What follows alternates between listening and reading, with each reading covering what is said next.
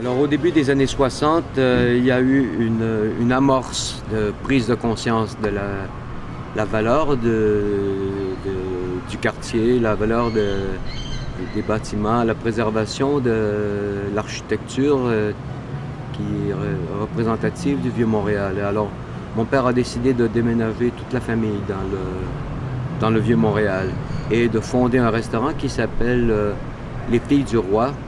Les Filles du Roi, c'est un phénomène assez particulier au 18e siècle, au 17e siècle, pardon.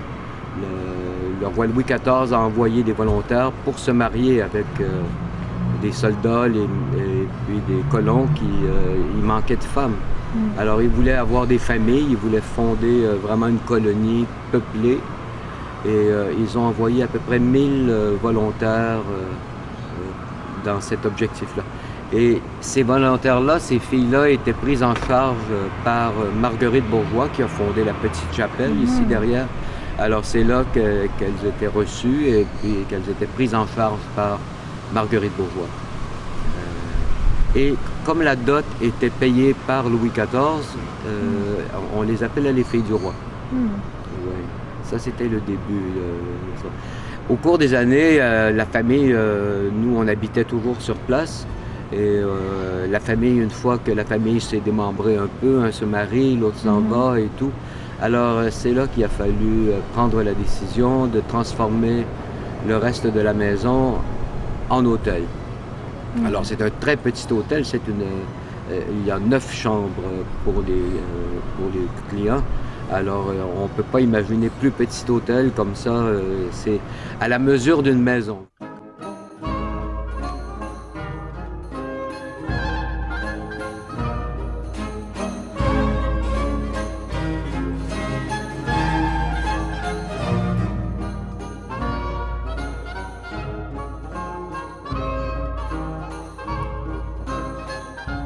La maison de Pierre du Calvet, le bâtiment principal, est un des plus anciens. Il est du 18e siècle et c'est un des plus anciens bâtiments du Vieux-Montréal.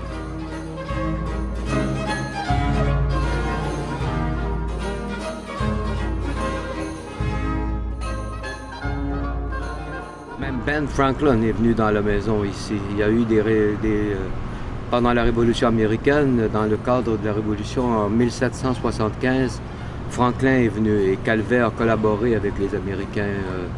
Il est considéré par les historiens britanniques comme un traître à la couronne. Oui, il a fait 3 ans de prison, prisonnier politique. Alors c'était un personnage très coloré, Pierre du Calvet. Et il nous a laissé sa maison, qui est un témoignage important de l'architecture du 18e siècle, encore de style à influence française.